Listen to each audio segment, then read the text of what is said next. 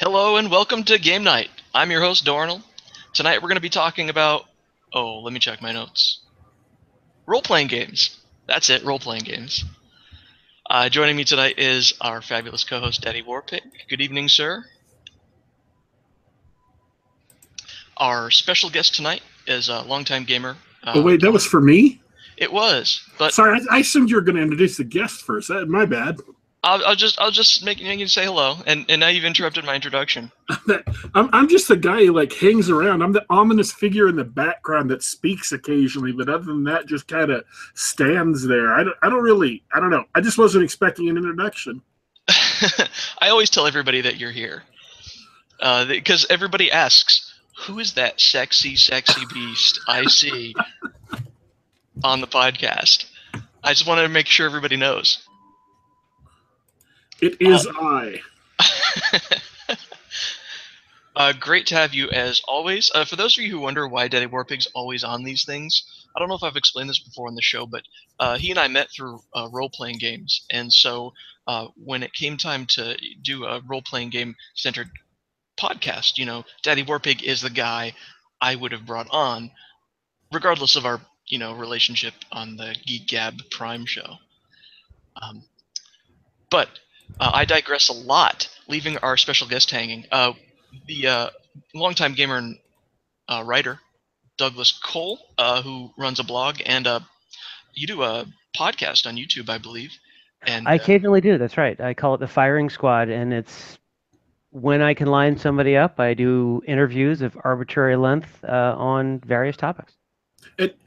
Correct me if I'm wrong, but are you not the person who founded GURPS Day? I am.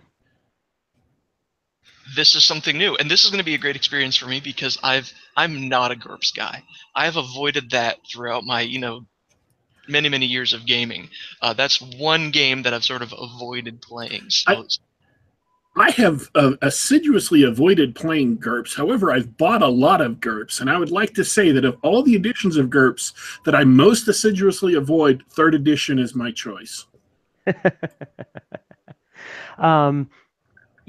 I think that in a way that's fair. By the time that 3rd edition was ready to go to 4th edition, and the reason, of course, why you would choose to do a 4th edition is because GURPS is a game that is unusual in that it is a subtractive toolkit. They try and give you as many tools as possible in order to build whatever campaign you want. But that means that when it comes time to play, the game master has to cut away everything that isn't his campaign and then go forward with that. The additive nature of the supplements meant that there's a joke meme kicking around that has GURPS books all the way into infinity, and one of them is like GURPS the World of Shrimp, and GURPS Roto Rooter, and GURPS The Chicken Crosses the Road, plus a couple actual titles just to see if you're looking. And there was some truth to it. I believe that 4th edition is much tighter. And it runs very well. I've played it everywhere from 50 points to 1,800 points, which is basically, a bit above average characters everywhere to Captain America or Black Widow level augmented humans and people with powers. And with the right handling, it can play very well. I know that we'll talk about Gen Con in a bit, but I spent a lot of time playing Dungeon Fantasy, the role-playing game. It is a distilled box set with spectacular production values. Much better than the usual GURPS books, I will say. GURPS production values are not horrible with 4th edition, but they really tried to step into yes, this is a beautiful book to look at.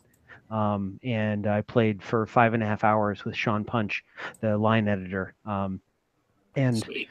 Yeah, no, it was cool. It was cool.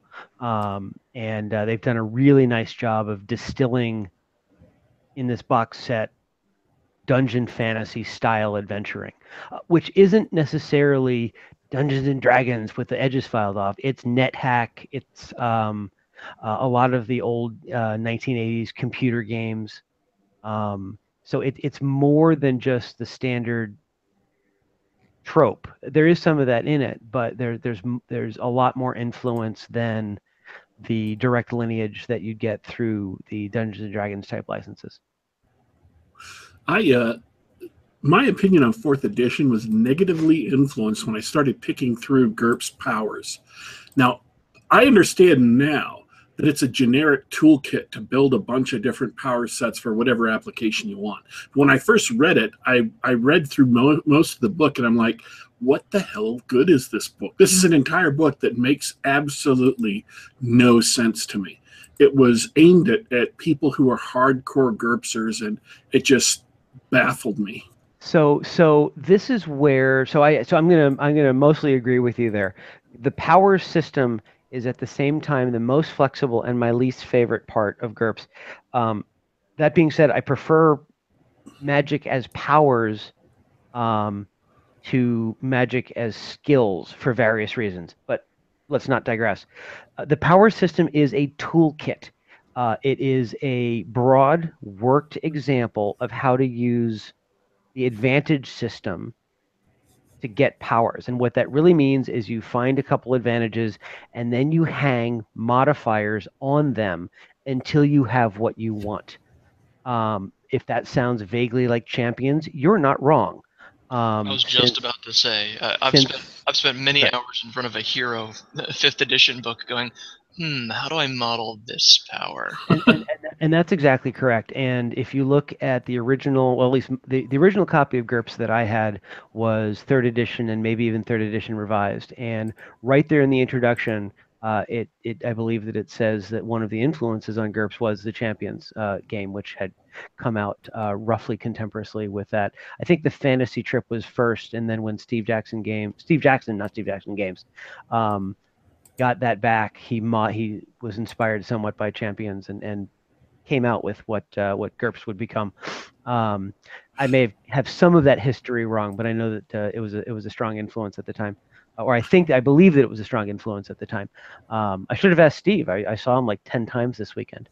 I think that's a great point because GURPS and Champions are kind of the two different directions you could take a point build system.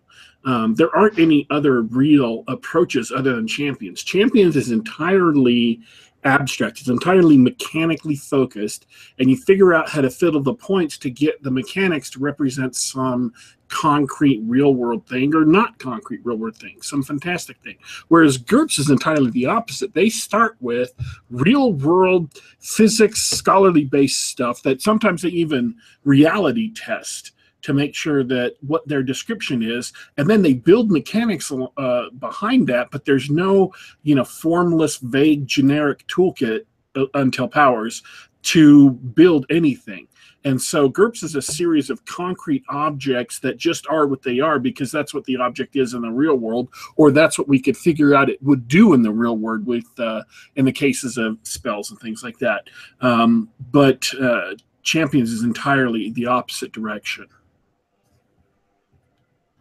Yeah, I think that that's fun. That is at the core true. I mean, one could quibble. Not, I don't plan to quibble on it, but you could shave. But yeah, that's basically true. GURPS likes to model itself in the real world because if you take a 105-pound blonde girl and call her Buffy and give her super strength, you're going to expect that super strength allows her to leap moderately sized buildings in a single bound. And GURPS wants to try and make that happen. Whereas with the Champions, you say, I want to leap moderately sized buildings in a single bound, maybe 2 bounds, and you buy that power, with probably super leaping or whatever.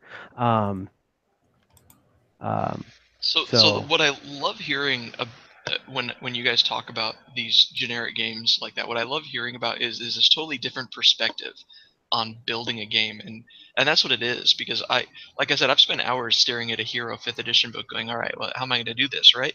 And it's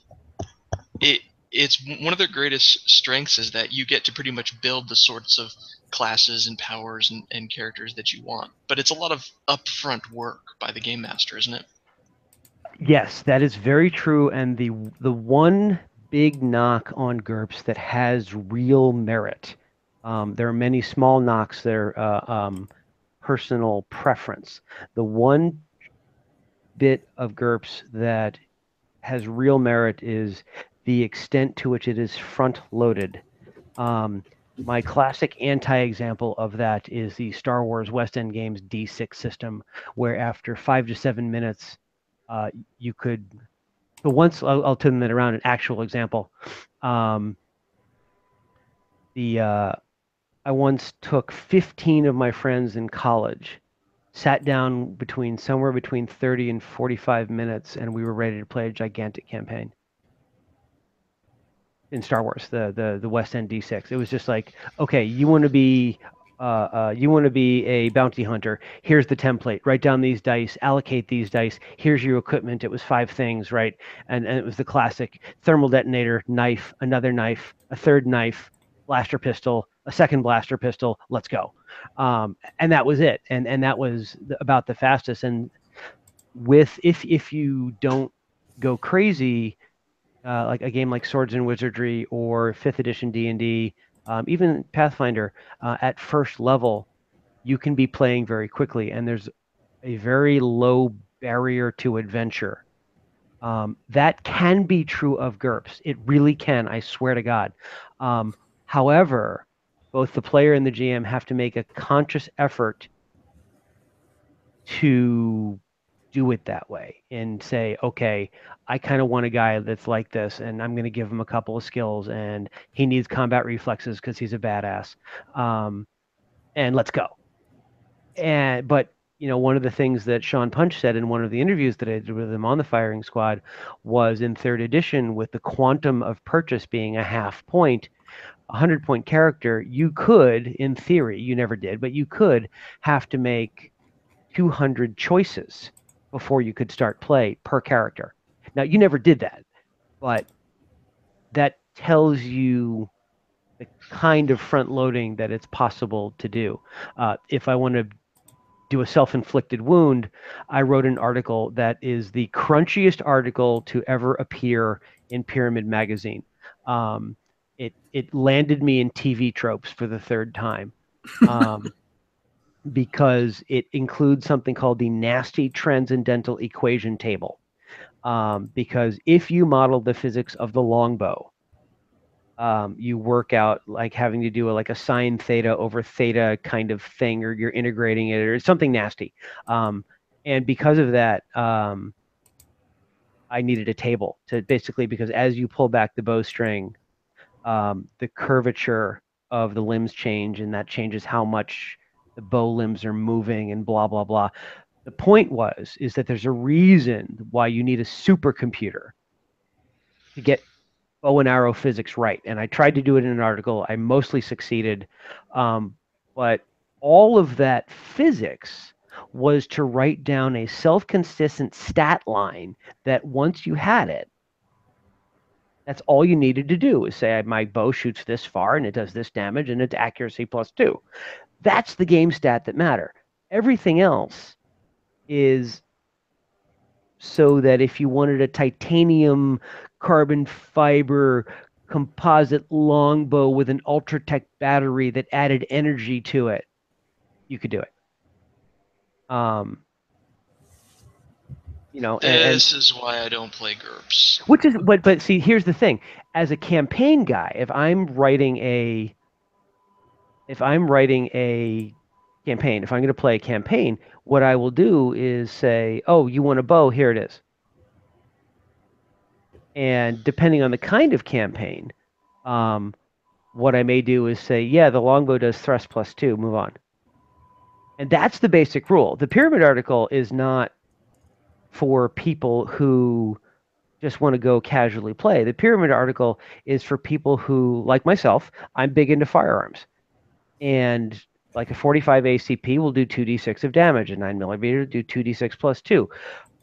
A strong guy with a bow will outpenetrate both of those, because the scaling is old fantasy games, that actually the scaling of the damage for bows hasn't changed since the fantasy trip, more or less.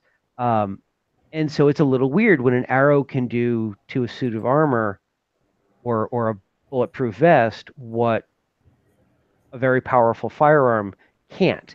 And that always bugged me. And so I wanted to go fix it. Is it the rule that you need to do? Absolutely not. It is strictly optional, and you have to go find it in Pyramid 333. Now you can go find it. But you have to go find it and really want it and care about it to do it. Most people don't. One of my good friends and co-authors, Peter Del Orto, would never bother with it, and he's one of the more successful Dungeon Fantasy GMs. He runs a very stripped down game. It's gone for years, and it's ridiculous fun. You can read the session write-up. So GURPS can play light and fast, or it could be overburdened with any rule that you want. But to take something like the article that I wrote and say, that's why I don't play GURPS, I think does disservice to a system that is flexible enough to accept that while still being at the very core 3d6 roll low, move on. All right, I'll have to try it out sometime.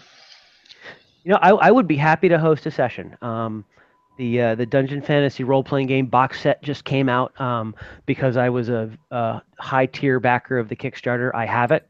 I would be happy to run through the basic scenario with the pre-generated characters, and give you guys a chance to do that. I am not necessarily the world's greatest game master, but I just lost my convention GM virginity at Gen Con this last weekend. Not in GURPS, actually. It was for D&D 5th edition. But interestingly enough, the Dungeon Grappling rule set was a modification of the GURPS technical grappling rules that I wrote. Cool. Well, we'll have to do it live on stream then. Sure. I'll set that up. You mentioned Gen Con a couple of times, and you mentioned a couple of cool things that people don't realize. Because I'm not a con guy, so it doesn't occur to me how big Gen Con is. And you're casually meeting up with line editors on products. You said, you spoke with Steve Jackson, several times. That's great. I'd love to hear more about that. So Gen Con was just this past weekend, and it's massive nowadays. It is. This was the 50th anniversary of Gen Con, and in fairness, the last Gen Con I was at was in Milwaukee in 1994 or something like that. I have not been to a role-playing convention since then. I've been to Comic Cons and stuff, largely, especially recently, because my now 7.5-year-old daughter loves dressing up as comic book superheroes. Cool. Which occasionally means that I get to dress up as a comic book superhero myself. But yeah. But after describing Gen Con, my 7.5-year-old is like, I'm going next year. And then she heard about the game designer convention Metatopia, which is mostly about playtesting and getting great feedback for adventures and games and stuff like that. And she's like, oh, they're looking for people my age? You're taking me to that too as a birthday present. I'm like, wow, this kid's a tough negotiator. But yes, Gen Con was kind of awesome. It was the 50th anniversary. I've heard something like over 200,000 people pass through the doors. Although that might have been 60,000 a day for 4 days. I'm not sure how, but it was packed. But I'll tell you, they did a fantastic job of crowd control, and I was there to set it up and watch the carpet go down, and it was an amazing convention. It was very well handled. The last time I went to Gen Con was in 1997, which is the 30th anniversary of the convention. And you're old. Yeah, that happens to us all. Yeah. So if we're lucky. So yeah. What else? What did you do at Gen Con?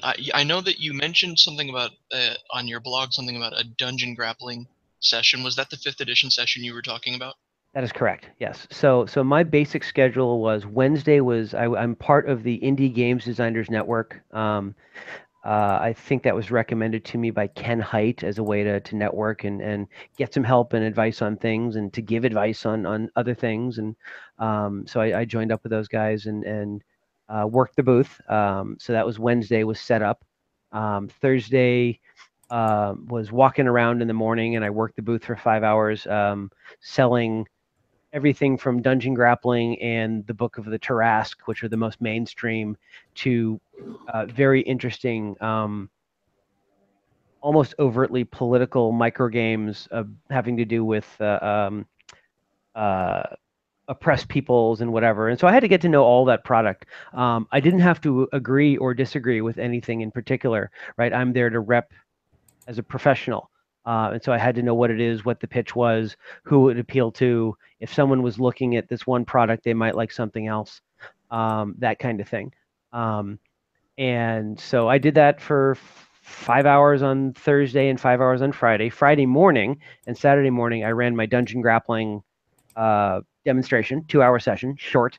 But I, of course, had prepared this gigantic scenario just in case my players were so good that they just ripped through it.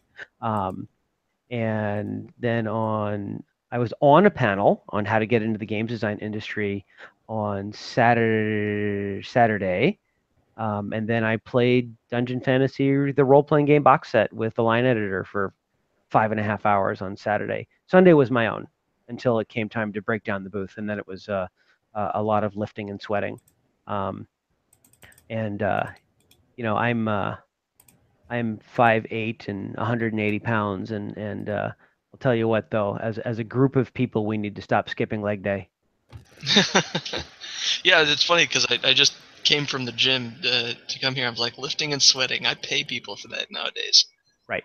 No, and that's I worked out a few times today and just came back from my Viking martial arts class, which is the most deliciously impractical thing I've ever done. And I'm a gamer, so that's saying something. Viking martial arts. You're in Minnesota, correct? I am. Okay, so everything up there Vikings? It is, but that's only happenstance. It happens that the group that I joined called Osfolk, just the guy happens to be here. And they grew up here, and then they went to California, and then they came back, and he's into living history, and he's a swordsmith. He's also a PhD operations research guy. So he did all of the artificial intelligence for Activision for Call of Duty. So when you stick your head around a corner, the decision analysis was his work, I think. So a really interesting guy. But he has been studying with various historical European martial arts, HEMA guys for a while. And I got involved in that in order to test some theories that I had to make shields a little more interesting. You will hear me say as we talk about grappling that one of the problems with grappling is that it's boring in games. And same way, in a way, with shields. And shields are +2 armor class, and maybe there's something you can do with them. But I'd never used a shield, and so I went there to learn to use a Viking-style shield and just had my eyes opened at how dynamic and versatile shield use is. If you have a shield in your hand, it is your primary weapon. It's not just sitting there covering an angle. You are using it, you are manipulating, you are grappling with it, you are beating people about the face, you're pinning their sword arm to their shoulders so that you can do nasty things. It is very, very active, Wow. at least the way that we're doing it. And yeah, I recall that. I did a little bit of training with the SCA, which stands for Society of Crazy Adults, many, many years ago. And yeah, we learned similar things about the shield, that you actually use it to, push your way around the battlefield. Right, and the SCA, because they have a strong and deserved focus on safety, their shields are a little thicker and a little heavier, and their weapons are blunt. And so some of the things that we've realized as you use historically accurate shields with sharp blades is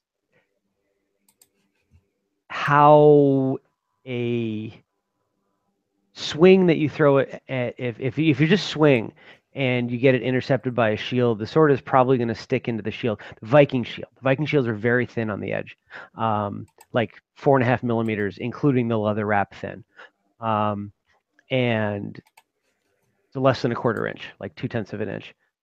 So they were really thin and light, and so, but if you get your sword embedded in them, it's trapped, and then you will have your sword taken away.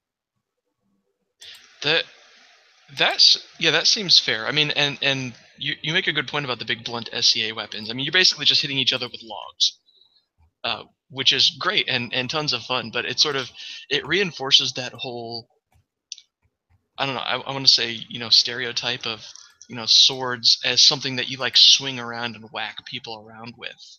When, I mean, if you think of the sword as a sharpened lever, and think about how people actually would fight with the sword, then you do end up in a situation where you're not necessarily swinging it around, bashing people's shields with it. That is correct. That is correct, Um, especially if you look at the most recent academic study by I think it was Alan Williams, who originally wrote The Knight and the Black Furnace, The Knight and the Blast Furnace, and has since written a book all about medieval swords. This is not something where you're going out and your typical sword is really high Rockwell hardness and really great metallurgy and blah blah blah. It was I don't know. On the one hand, I am learning over and over and over again that our ancestors were not stupid. They were doing this, fighting for their lives, and so they did it the best that they could. Um, and they had no idea what chemistry was. They had no idea what a metal matrix was. They had no idea what a diffusion rates or case hardening was, in those terms. But they knew what made a good sword, and they knew what would get them onto the battlefield, keep them alive, and get them off the battlefield. The important thing is to kill the enemy so that they become loot. If you get killed, you're the loot. And so all kinds of stuff like that we're realizing on how they fought and how the casualty counts, which are relatively speaking fairly low on a percentage basis, maybe make some sense when everyone is actually fighting defensively, because the most important rule of battle is don't die. And when you fight like that, as opposed to, oh, I want to see if I can hit you first, because really there's no danger here because we're all encased in nice, safe, padded armor. And if I hit you first and you hit me, I win. Right. Once you start getting into that kind of thing, which you see a lot in sport type stuff, it stops being of lethal effect and starts being something else. Now, I have a lot of respect for the athletes there, so I don't want. There's nothing poo-poo about them, and they can probably kick my ass. But it's different, right? It's different, yes. and Speaking of which, have you seen the Russian athletes? They actually have like medieval sword and armor and they battle leagues. unscientifically beat the hell out of each other. Yeah. That's hilarious. Right. It's hilarious, but it's not probably representative at all of what battlefield soldiers who could get arms lopped off would do. No, it's probably more representative of how awesome and scary Russia can be sometimes. I concur. So, going back to gaming, bringing that background to gaming. Yes. I totally lost the thread there. We were talking about actual medieval fighting, and we were, and it was part of it, and the reason why, and it actually. So I'll try and tie this all together. You had mentioned how GURPS people do a lot of research. Writing a 5th edition game where I wanted shields to be better, writing a grappling manual where I've done some Haringdo, so I've done some grappling, I've done some throwing, I've done a lot of joint manipulation. It's what the art is. Think of it as a combination of Hapkido, Taekwondo, some jujitsu, and a bunch of weapon stuff. So I've done some of that, right? I've done 10 years of that. If you want something that is quick to play, but captures the essence of fighting in these styles, it rather helps to do it yourself first, so that the kind of things that you do. Sort of like writers, write what you know, try to do your research ahead of time. Correct. And so, for example, right, one of the things that I've done in the Dragon Heresy project that I'm working on, which is a 5th edition SRD OGL project that's huge. Dungeon Grappling actually came out of that because I got some advice from Kevin Crawford that I was going too far, too fast, asking for too much money, and it stuck in my craw. But of course, he was correct, that it was just too big of an ask, because I really want to make a big, beautiful book, blah, blah, blah, whatever. Point is that the grappling book actually came out of that. And as I was doing all of this stuff, I really wanted to say, oh, if we're going to do this, and if I want monsters to be scary, not because they drain your hit points, because they grab you and drag you underwater, then I need something that feels that way. If I want shields to be cool, because you can do manipulation and open up somebody to defense. I didn't even know that was part of shield use, right? For all I knew before I started using a shield, I knew that they were probably pretty good against arrows, which doesn't really come into play in D&D. +2 to armor class is all you get. I was just like, well, arrows and shields should be like, anti peanut butter and chocolate, right? But they're not. So what else is there? I go find out. I'm like, holy crap. So in Dragon Heresy, I have a dual weapon style, fighting style, that's a one-handed weapon and shield. But it's a dual weapon style because the shield is a weapon. Right? Not just, oh, I'm expert in the shield, so I get an extra +1 to armor class. No, it is a weapon. It does, 1d6. You can grapple with it. You can do all kinds of things. And when I say grapple, I mean you sort of picture wrestling, right? But grappling is just manipulating your opponent to limit their motion in a broad sense. And you do that with a shield all the time. If I rush at you and pin your sword arm against your body, technically that's a grapple. That's not a strike. Yeah, that's a good point, and I really want to hear about this grappling book, because I think in most DMs handle that sort of thing on the fly, which is perfectly fine for your regular game session. If someone actually thinks about the game instead of treating combat as a menu of choices, which is your typical D&D player, someone who actually thinks and they say, hey, what if I want to pin this guy's weapon, right? And old certain rule sets have that, but usually that's a rule you make up on the fly. They say, oh, make an attack roll, or make a strength roll, or make an opposed roll. An opposed check is the big one in 5th edition. That's right. So I was, even in GURPS, and I'm gonna rewind the clock a little bit. Even in GURPS, the grappling system is you make an attack roll, your opponent makes a defense roll, so that's normal, so that's good. But then what happens if you grapple somebody? Then they are grappled, and it's kind of a condition, and they're -4 to dexterity, which has implications for offense, defense, dodging, whatever. And that's all fine, but that's all there is. You can't really grapple someone better unless you win a regular contest of grappling skill or strength or something like that, which is a really annoying mechanic where you just keep rolling and rolling and rolling and rolling. So what I thought is, and this has become a philosophy of mine, which is use what's there. It's called my Rules for Grappling Rules, which in a way is translated into Rules for Game Design. Of course, rules exist to be broken, but use what's there. If you have a mechanic that you're using for combat, one needs to think very carefully about making the players and the game master do anything else but that.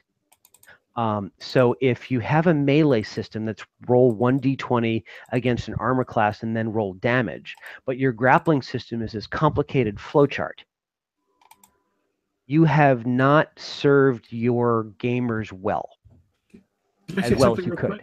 Please. Rules are a language to translate phenomenon into game mechanical terms. So you can say, we've got a grenade, we throw it into a room. Because the room is so small, we get overpressure, which causes extra damage. That's the real world phenomenon, and you use specific rules, game mechanics, to translate that into damage or whatever. Now, correct. When you are designing a game system from the ground up, what you are doing is you are deciding on a vocabulary of game mechanics, that all of the phenomenon that are pertinent to your game, pertinent to the setting, pertinent to whatever you've put into it, you're designing the vocabulary that all of those mechanics are going to be expressed in. Or all of those phenomena are going to be expressed in this vocabulary. So whatever rules you choose, and you can choose, attribute checks in D&D were really, really big in earlier editions, where you would roll your D20 under the attribute. Or you have in Torg active defense, which is if you choose to actively defense against melee, you can't get below a +1. You automatically get at least a +1, so your defense is automatically better no matter what. Or whatever. This is the vocabulary that you're establishing as a game designer. And if you're a game master, or if you're another game designer who comes along, what you have to do is you have to use the vocabulary that's there. And if you need to extend it, but what you choose to extend it with needs to be consistent with what's there, so that the mechanics work with what everybody who plays the game, what everybody who runs the game expect, so it feels like a coherent system and not just a random assortment of mechanics.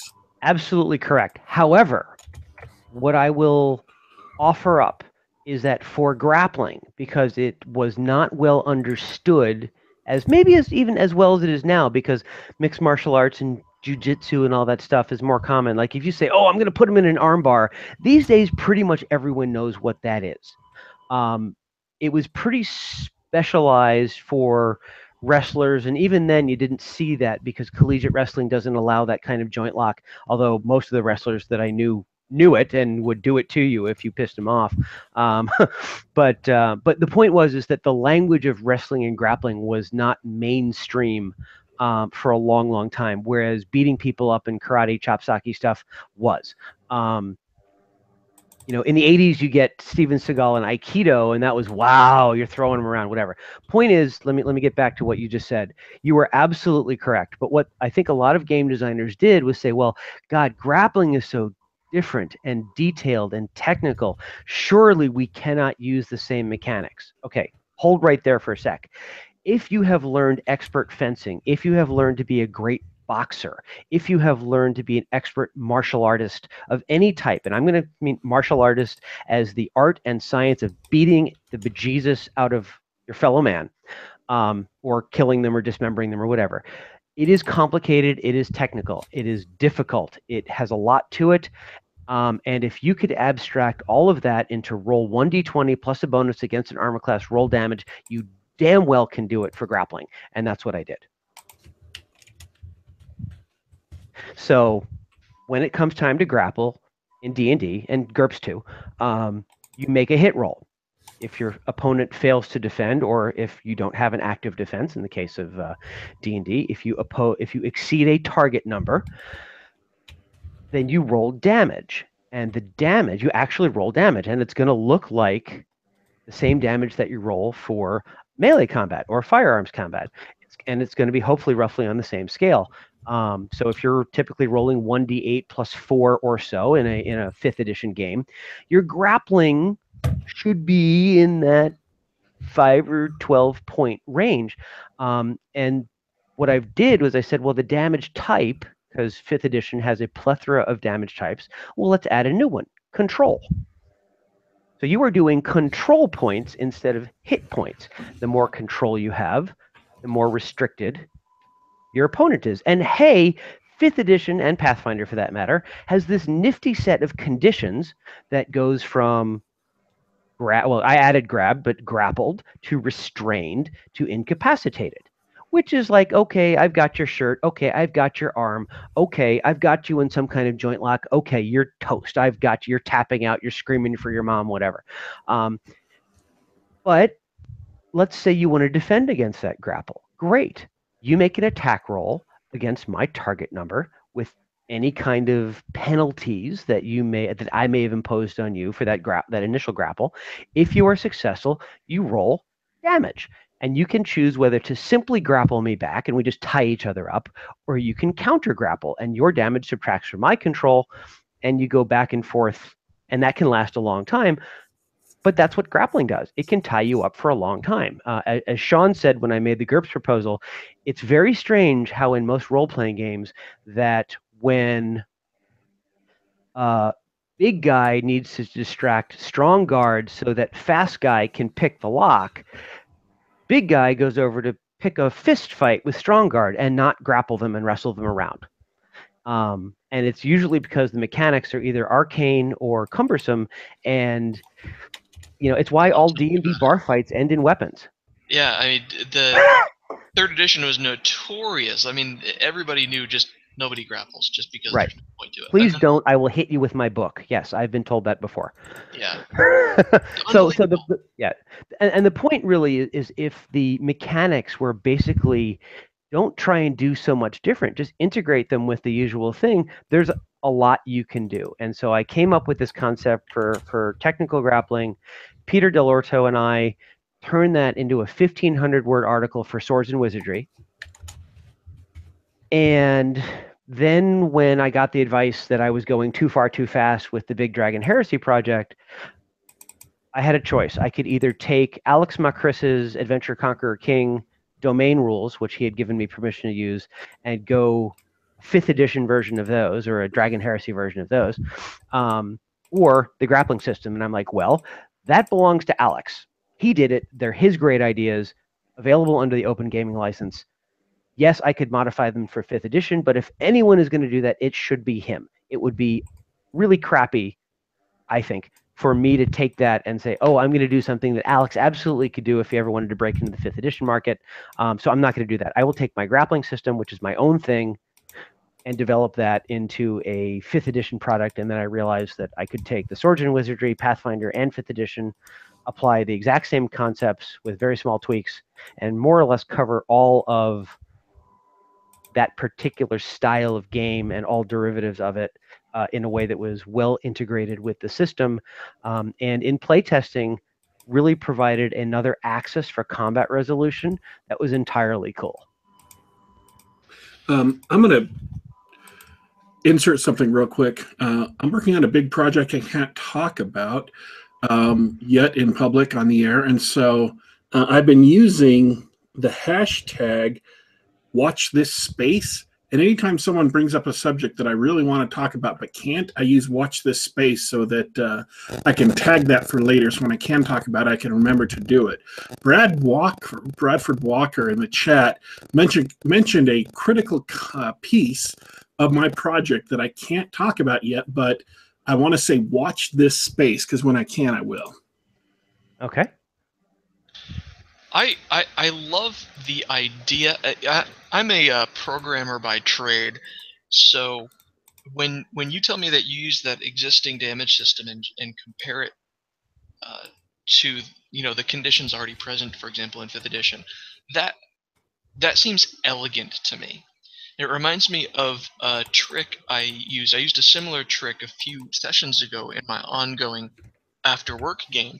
I designed a disease on the fly that I just used the exhaustion table.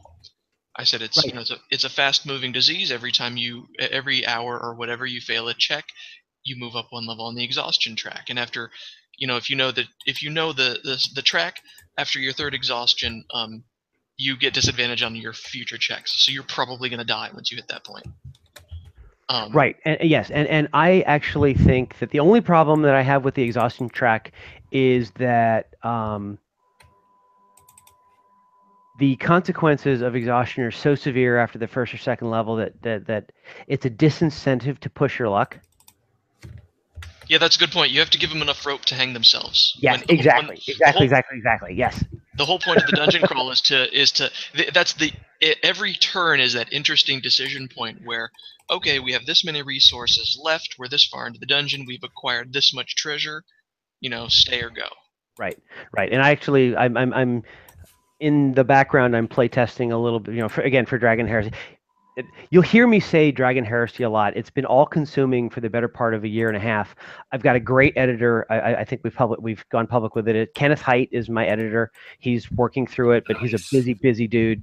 It turns out that the last 15 years I've been trained to write office memos, which does not make for pithy prose. But he's fixing that right up for me. But the point is that of course this is your classic fantasy heartbreaker, like D&D but X. And I have a lot of different tweaks on X. But the point of this one is that I want to give people enough rope to hang themselves by, and the exhaustion mechanic is a great one. I love it. I love fatigue mechanics because they represent something that is real and visceral, and a little less abstract than hit points, which if I were really going to try and push the envelope with stuff, and I'm not in this particular game, I like the idea of thresholds and conditions and wounds implying conditions rather than some kind of ablative model where as long as I've got one hit point, I'm cool.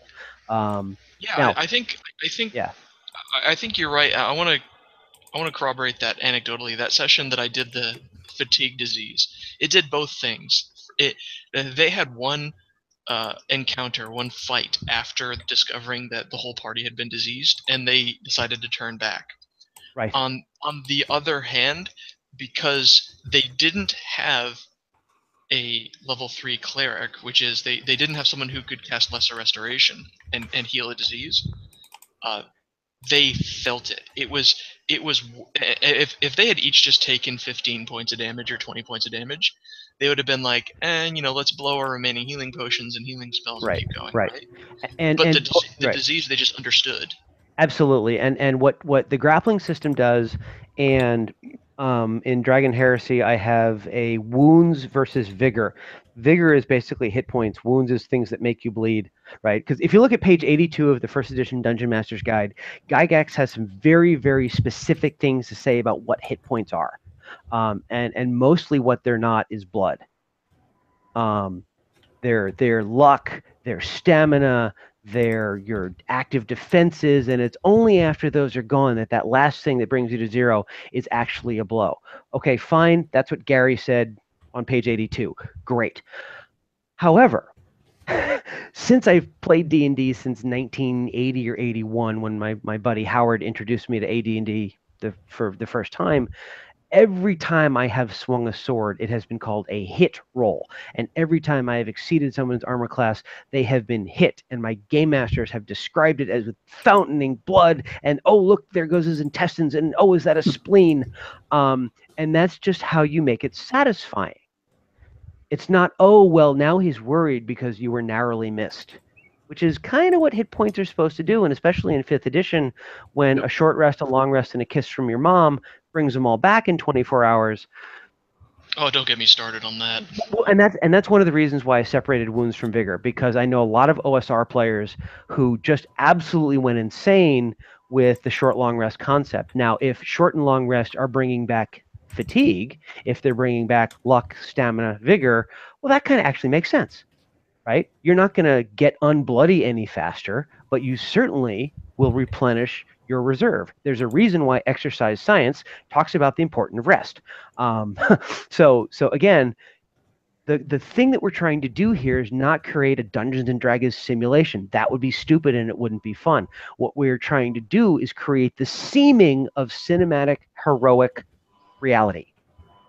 And when you don't yank the needle off the record player of verisimilitude, which is my favorite word, the seeming of being real. When you don't yank the needle off that record player of doing that, your games rock on toast. When you do that, what? What do you mean I got better? I had a two-handed sword from a frickin' demon through my viscera, and I'm better? Right? And then you flip the table over and you say, oh, I'm going to go play something else. Which is unfair because the 5th edition engine is wonderful. You can hang a lot off of it.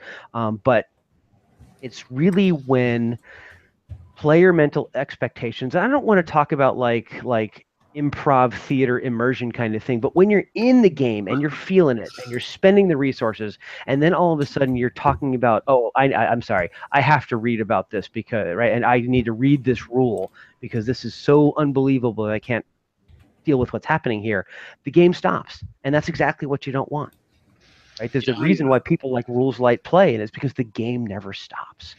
I ranted about, you said you didn't want to talk about improv theater and stuff. I ranted about that for, I think it was 45 minutes, because People who say that role-playing games are storytelling get under my skin, and I felt the need to explain exactly how wrong that was. That's funny. We got to get a good storyteller game guy on here, or gal, and just have that out here on the show. We're gonna have to do that one day. I think there's so interesting segue a little bit there.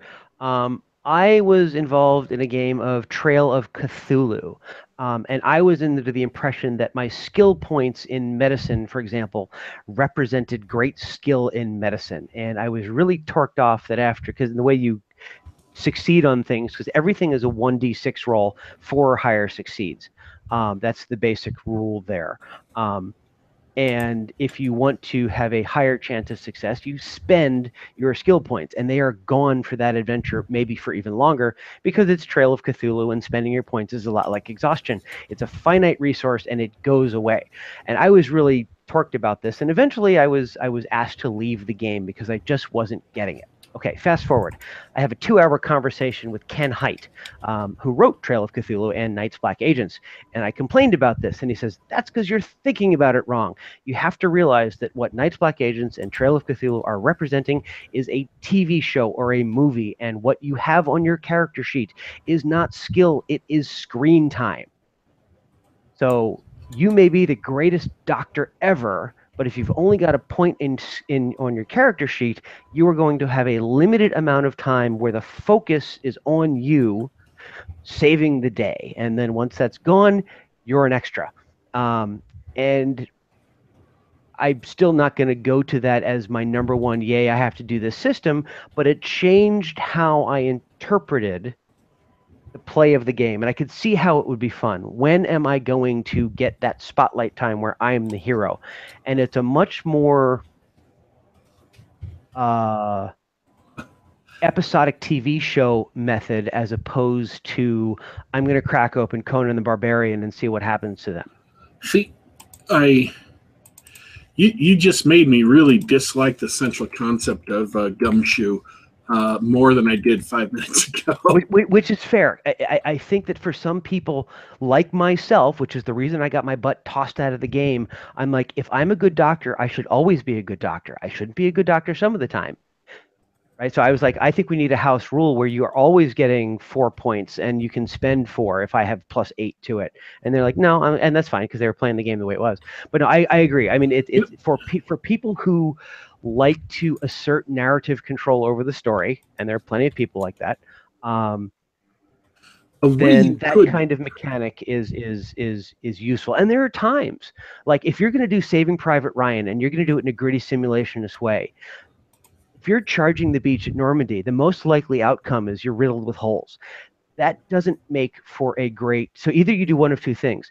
You've just successfully come behind a bunker on Omaha Beach, and so now you've done the hard part, and now we're going to role play from that point out. Or you give a metagame currency that says, yes, the bullets come right towards you, and you throw yourself away because they actually hit you where the shell was going to hit you, and you spend this metagame currency so that you don't die so that the adventure can go on. Or you have the third way, which is you generate 50 characters, and the 5 that make it past the beach, which is your DCC That's what I was funnel. about to say. That's right, the your Ozar DCC style. Funnel, right? And you just lay waste to everybody. I think my first time that I ever played Dungeon Crawl Classics, the entire party of 12 got flattened in a rock slide, and we all had to pull out our secondary characters.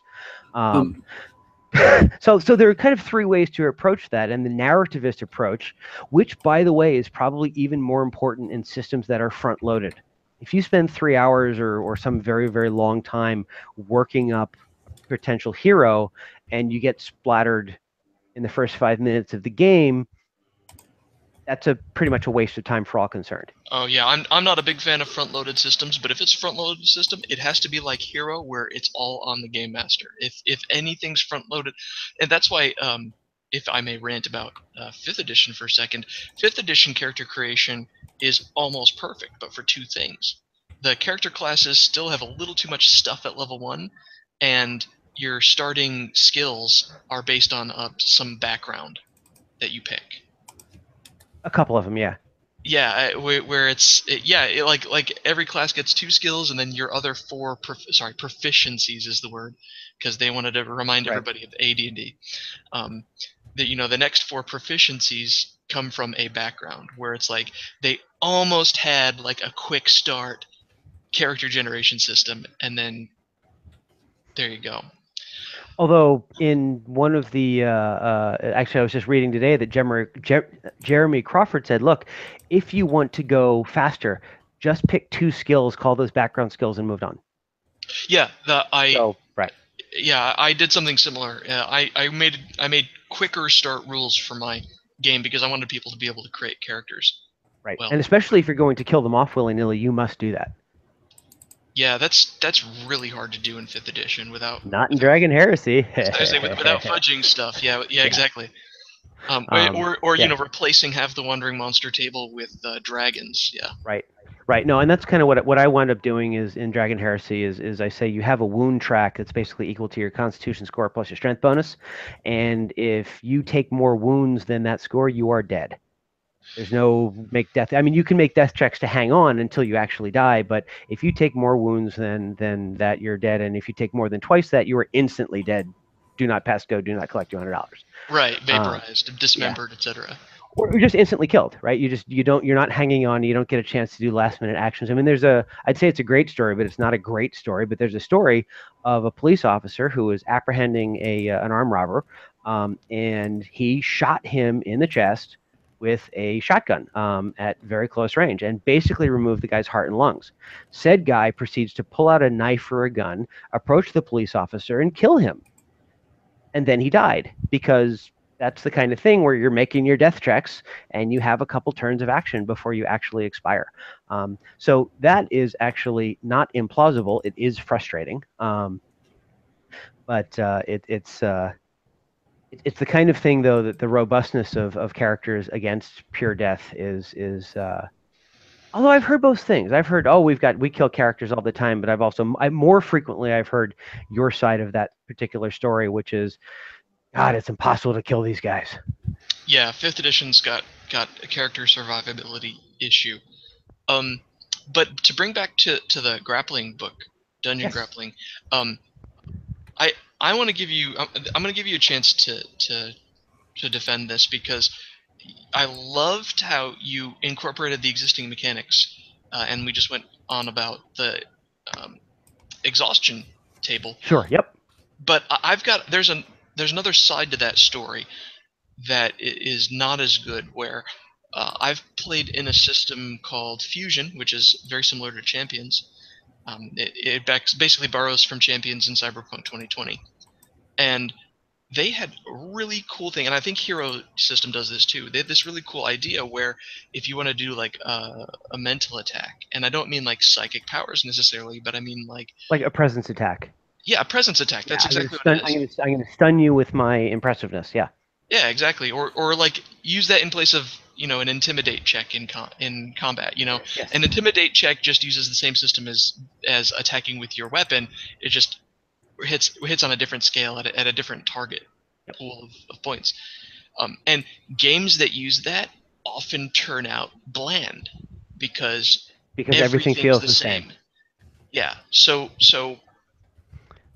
how does the Dungeon Grappling rules that you've written, do they avoid that, or how do they avoid that, or how do they work with it? Let me answer that in 2 ways. The first is I think there's 2 parts of it. The first part is that grappling by and large has been avoided because it's not fun and it's not intuitive. And in Swords and Wizardry, if I make a grappling attack, if I try and hit you with a sword, the worst that can happen is I miss. If I try and hit you with a grappling attack, I can actually be grappled back if I lose the roll. So there's a lot more at risk there. And so people will avoid it. Or it's very complicated, which is the 3E 3.5 Pathfinder thing. In 5th edition, it's kind of weak sauce. You have somebody grappled, and maybe there's a feat in there that says you can make someone restrained. And so it's a little boring. Although I know that there are some exploits you can do to make a grapple master that's an I win button, but grappling has never been an I win thing. Anyway, Why is it less bland? I think the reason why it is less bland is that because it uses both the same mechanics and the same currency, the damage roll, you can integrate it seamlessly with melee combat. I can grab you and then stab you, and I can use my control points to add to my damage. Well, that's cool. That lets you do something interesting. I can grapple you, and because I have 12 control points, I can choose how I want to spend those to break your arm and do injury. I could roll 3d4, I could roll 2d6, I could roll 1d12. I can choose the dice. But basically, the currency of control, because it is literally a damage roll and it is of the same scale, you can turn that into injury. And actually, in the playtest game that I'd say a playtest game, but it's really a demonstration game because I had playtested Dungeon Grappling extensively. But at Gen Con, someone had grappled a hobgoblin, and somebody else was going to stab them, and they're like, "Can I use my control points and fling him into the sword, thus doing more damage?" I'm like, "That's freaking awesome! Absolutely." I'd never thought about it until then, but the player was clever, and I'm like, "You can absolutely do that."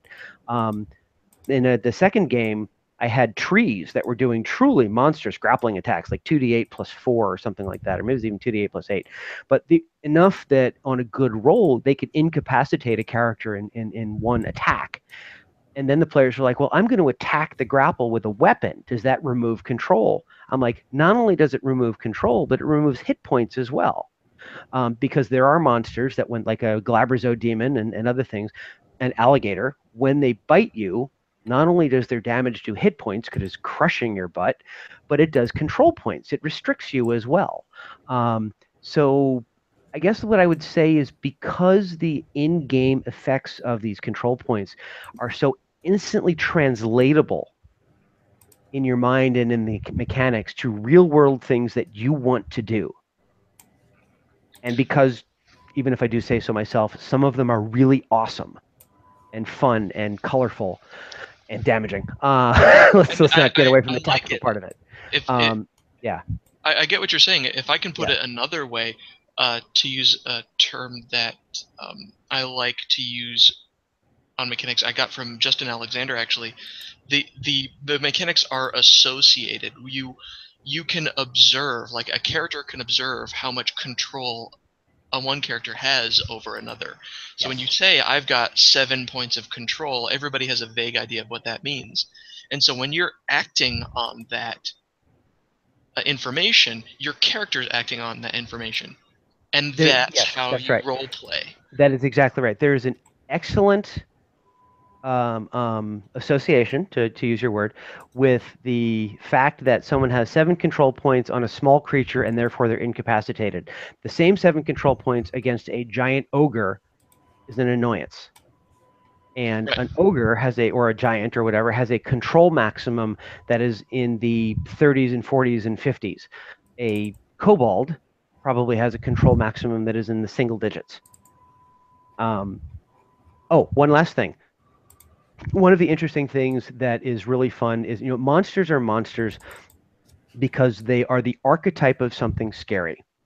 When you reduce monster to a collection of stats that has no meaning other than something to kill and get experience point for, they're no longer scary. And it's the uncertainty. The reason you roll dice in combat is to provide uncertainty, and it's that tension that creates the interesting things that you blog about and tell stories about and say, oh, this thing happened to my character. If you face 7 or 10 kobolds, by and large, it's just a matter of time until you kill them all, because they're whittling you down, especially if you're a high-level character. They're whittling you down by a 1d4 plus 1 or some crap like that each time, and you're just hewing through them in great cleave and whatever. Now, if 10 kobolds jump you and each does 1d6 control, and your control maximum is 15, you are deeply, deeply screwed. So all of a sudden, being surrounded by a pack of mid-sized creatures has a very different threat perception than, because of associative mechanics between, oh my goodness gracious, these 20 guys, half of them are going to hit. If half of them are going to hit, each of them's going to do 1d6 control. I could be looking at 35 control points, and once I'm incapacitated, they can kill me as a free action. Yeah, that's a good point. As opposed to a normal mob rule where you're like, well, I mean, so a bunch of them are going to have advantage on attacking me. I guess I could soak that damage. Right, exactly. And so all of a sudden, you had better change your tactics to not get surrounded. You better form a line of battle. You better put your back to something. You better cast a battlefield control spell that funnels them in a way that limits the exposure. And so because that makes this situation evolve differently, I think that it provides a much more dynamic and interesting set of circumstances that in a game that is basically a tactical game like D&D, like GURPS, that you have to react to. And you have to do it dynamically depending on how much control you have. And there's a ton of different optional rules, like, if you get grappled by someone tiny and you're not very well grappled, there's something in there called the brute defense, which you just kick them off. You have to spend your reaction to do it. You don't even roll to hit because they've already grappled you, and you just basically punt them. And you roll your control, and you subtract half your control from that. And if you shake them off, you're done. They're gone. They're not grappling you anymore, right? And that's really what that is to prevent 5 or 6 halflings from dogpiling a dragon, right? He just takes his reaction and shakes them off. And so there's a bunch of stuff like that was put in as a what if basis, but it's optional, right? It's really, I ran the 2 demo sessions with basically, you can grapple for control points, you can grapple to take away control points, and you can cause injury by spending your control points. And if the players said, oh, well, I want to judo throw this guy, hey, I happen to have some guidelines for that. He has to be restrained first, but if he is restrained, you've got enough control to do that, you can throw him and do free injury plus whatever control you want to spend. So basically, you could do this humongous judo throw, spend all your control, add to that some free damage that has to do with throwing him down on his head, and then you've just thrown him on down and you let go. Or you can do some funky Aikido Jiu-Jitsu move where you retain some control and you throw him down, you do some damage, but you still got 4 or 5 or whatever control points on him. So you could spend enough to go from restrained to grappled. And that would be like, you dump him on his head, but you still have his arm. So then you can follow up and do something else. Okay. Yeah, right? So that leads me to, I've got a question that leads me to, and we've got one other question from the chat. So my question, based on what you said, is how much of this rule set is optional? Let's say, like, my instinct is to, I'm looking for a rule set that's not crappy, like the 3rd edition or 5th edition rules. Like, make people want to grapple, but make it so that they don't have to grapple. Do you have like a stripped down minimal set of rules? So I guess what I would say is yes, I mean, really what it, and that's sort of what I said is what I would do is, I don't have like the 1-pager. I just have the book. But I guess what I would recommend, after everyone goes out and buys this thing, what I would recommend is read through it, see what the options are, but really it's how do you attack? What's the difficulty class of your target number? Because it's different, right? Putting on a suit of plate armor doesn't make you harder to grapple, because a properly made suit of plate armor allows you to do freaking gymnastics in it. It's just heavy, and it's not as heavy as people think. Yeah, that's one of the common misconceptions that, like, was retroactively turned into a game balance issue, where they're like, well, we're going to give people in heavy armor penalties to tumbling because they have heavy armor, and so rogues should get to do something. Right.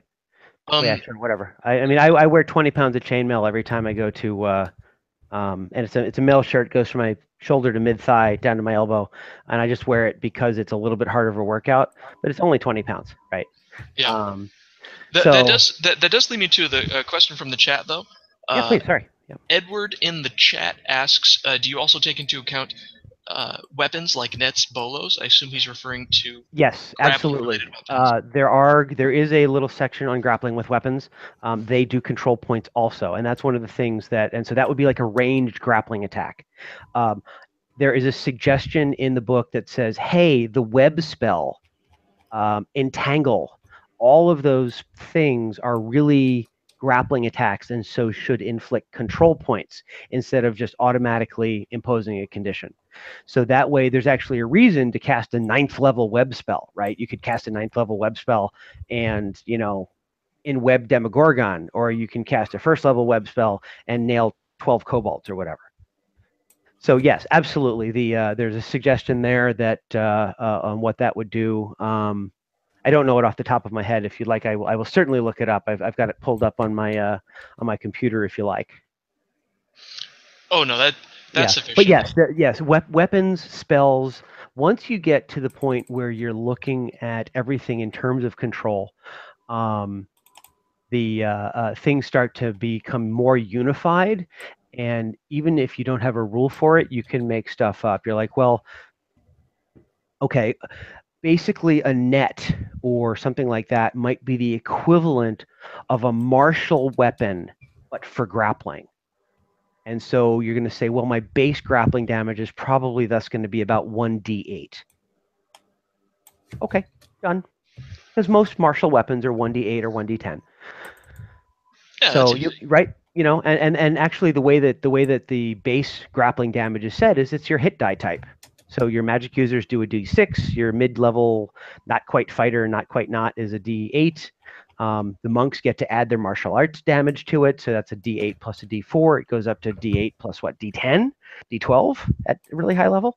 So the monks get to be pretty badass grapplers as they advance in level, and then your fighters are d10s, and your barbarians, the Vikings, who were huge into grappling and throwing down and smiting, they do d12, and then you add your strength bonus because grappling is, if you've ever done it, you need to be strong. But I threw a feat in there called Agile Grappler for people who really want to go to that cinematic, I can out-dexterous my way. Well, I mean, because if you're gonna add wrestlers to your D&D games, someone's gonna be a luchador. It's gonna happen. I encourage this. Awesome. So yeah, I mean, and there's the Agile Grappler, or you can just say, I don't care about the feat. You can either actually right in there, you can try and avoid a grapple. Your grapple DC is 10 plus your dex bonus. And really what it is, it's 10 plus either your athletics bonus, your athletics proficiency, including your strength, or your acrobatics. So you can avoid a grapple. I prefer to use strength because if my grappling has taught me anything, is that there's a reason for, and fighting is that there's a reason for weight classes, and there's a reason why those weight classes are so narrow, and it really matters to be strong and how much muscle you have. And being dexterous is great, but it's really that dexterity is a force multiplier on your strength. So I like to give grappling based on strength. If you disagree with me, that's cool. Throw in the dexterity. It won't break anything, and the game police will not show up and drag you away, unless you play a story game, in which case Jason's game police will come up and drag you away in the dark of night. Yeah, definitely. Speaking of which, Daddy Warpig, did you have any more questions for Doug?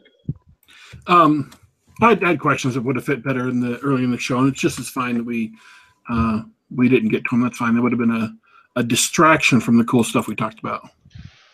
Yeah, that was a lot of fun. I think we're just about out of time, and we're slowly running out of stuff to talk about. Doug, is there anything else besides what we talked about that you really wanted to mention or talk about tonight? You know, I guess I'd like to say, first of all, thanks for having me on. I really do enjoy talking about grappling, not just because I just think it's disserved, right? I mean, the first story ever written down, Gilgamesh, Enkidu and Gilgamesh got to be buddies grappling over a woman. And that basic tone of how important wrestling and grappling is can be found throughout history. Ajax and Odysseus grappled on the beach to see who was the most badass. Hercules grappled the lion.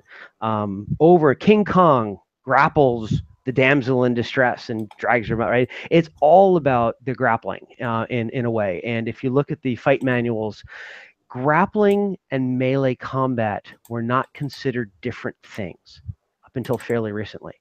Yes. If you look at a bare knuckles boxing match, if you look at some of the Patrick O'Brien stories, the HMS Surprise, etc. Or if you just watch MMA, where if you watch MMA, that's right. If And that's really the natural order of things. And putting the mechanical basis of grappling the same as striking enables those two to be as seamless as they have always been. I am designing a role-playing game, an entire role-playing game. It's not a modification; it's ground up mine. But melee combat, the melee combat skill covers unarmed combat, hand-to-hand combat, but also covers all your handheld weapons because they're the same skill. Because when you're using a sword, in D&D, in AD&D, they called it the pummel attack. Well, the pummel attack was named, the pommel of your sword is named after a pummel attack because you're supposed to hit people with it. And, you block with your sword and slug them with your arm. You use hand-to-hand combat. You use your fists as much as you use your other weapons when you're fighting in melee combat. And so it should not be different skills. At least in context of the system I'm making. In context of GURPS, the whole basis of what a skill is completely different. So yeah, although in GURPS, so much is based on dexterity that for in a very real way, if you want to be a polymath in weapons, you buy up really high dex and then just put a couple of points in the weapons you want to be good at. And people have argued, I think with good basis behind it, that there should be some generic combat skill that represents movement and pacing and distancing and all kinds of stuff like that. And then, gee, I'm particularly good at the battle axe. I'm a little less good at the sword or whatever. Can be layered on top of that if you wish, and you don't have to wish. Okay. So, but other than that, I guess I'd encourage people, if I can do a shameless plug for 2 secs. Please do. I love to point out actually that I've got your webpage, gamingballistic.com, in the show notes, as well as a link to your book. Plug away. Yeah, no, and I've got 2 things in the works that I've talked about on my blog. One is a science fiction role-playing game that is being written by David Pulver. We're still working on it. We're close to having a first draft.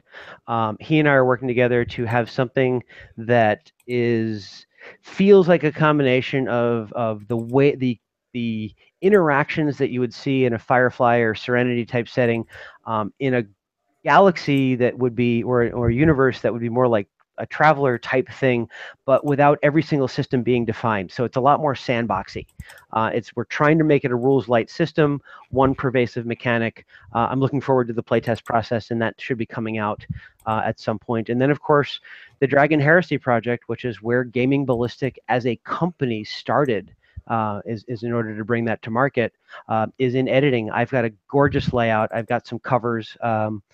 I did pass around a promo flyer with one of the covers on it. Michael Clark, who's a great artist, did that and the graphic design and the layout for me. And it's going to be a gorgeous book. And eventually it will kickstart, and I hope that I can win people's business and affection enough to turn it into what I want to, because it's going to be a big lift. I have 2 things to say real quick before we go. The first one of which is the product we're talking about, called Dungeon Grappling, is a role-playing supplement, and it's available on the where you can buy PDF download stuff, which is RPG Now and the other sites, Drive-Thru RPG and so on and so forth. And I think we're going to put a link to that in the description so you can go check that out. And the other thing I want to say is Douglas was talking about actually going out and joining a HEMA, Historical European Martial Arts group, in order to practice and learn how to fight.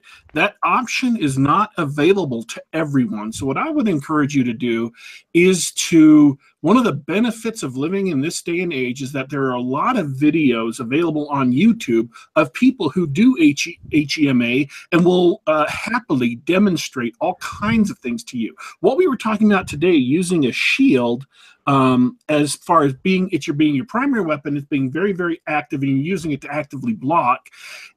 I actually ran into that concept a couple of weeks ago, 3-4 weeks ago, because of a YouTube video that was on, and I got to watch how they used it. Now, I'm not going to pretend that that's just as good as actually going out and learning how to fight yourselves and getting in real fights and using edge weapons and stuff. But if you can't do that, YouTube is the next best thing, and it's very, very worth your time. You remember who the video was by? I downloaded it, so I could probably find it very quickly. Okay, so the videos that I would recommend checking out, there's a couple sets. The first place that I would go is Dimicator, Dimicator. Roland Warzeka is fantastic. He does a lot of. He's an artist. He does a lot of museum. He'll draw like in detail sketches of swords and weapons and stuff to capture he's big into historical recreation. He has fantastic videos. He has a Patreon, and I strongly recommend checking his stuff out. Many of the stuff that he's on that is in his Patreon is eventually free. Thagan Thrand, so Thrand, Thrand, does some really interesting stuff. It is in point of fact Dimicator, swordplay with medieval shields. That's the one. Roland is a great guy. I've trained with him. It was an amazing video. Just loved it. Yep. No, so Dimicator, Roland's the man. Now there are other videos that are also good and interesting. One of the interesting things about the era that we're talking about, which is the Viking era, is we don't know squat about it. There's a reason they call it the Dark Ages, and that's because people didn't write stuff down. 700 to 1000 AD, there's very little known. We don't know how they fought, and the sagas were written several hundred years after. They seem to be written by people who knew what they were doing. The fighting moves that they describe can be made to work in large case, but most of what we're doing is recreation archaeology by taking the equipment that we know existed or we suspect existed and trying to figure out the best way to use it. It's really cool. You have to study a lot. You have to do your research, but there's no substitute for picking up the stuff and saying, wow, I thought a sword and shield would have been heavier because my games always told me a broadsword was 5 pounds or some crap like that. And oh, really? A battle axe? The battle axe that I use at school, I don't know, 1.1 pounds. They're really light and have very little metal on them, because metal was really hard to come by in that time period. So it's just fascinating to me how all that ties together. And if you want a really interesting role-playing game experience, step back and maybe don't attack the kitchen sink. I'm going to do a Viking era, or I'm going to do 14th century France. I'm going to do, Japan, where you had the swords, but the guns were illegal and whatever. And you had all these cultural restrictions on who could do what, rather than just, oh, here's plates and this and that. And right. I mean, the Vikings, for example, they would trade for mail, but it was really late in the period. Mostly they didn't wear armor, right? So you have all these warriors and stuff cranking around without much protection on. So it's just, the more that I find out about it, it's just fascinating. Now I'm letting my geek show, but this is the right place for that. That's really interesting. In fact, after the show, send me some links and I'll put them on the show notes so everybody can check them out. Sure. All right. Well, that's about it for tonight. Thank you guys for coming on. My co-host Daddy Warpig and my guest Doug. Thanks, guys. I appreciate the having me on. And thanks everybody for listening, especially our guys who joined us live in the chat. We've got some lively chat going on tonight. For everybody listening, if you like what you heard, you can find us on YouTube at youtube.com/geekgab. Search for Geek Gab on iTunes, SoundCloud, Google Play, places where you can get podcasts for free. You can listen to other episodes of Game Night or our sister shows, Geek Gab and On the Books, featuring science fiction author Brian Niemeyer. You can get all those at any of those places, including YouTube. Well, that's it for tonight. This is Ben Geek Gab Game Night. Thanks so much for listening in. Until next time, good night and game on.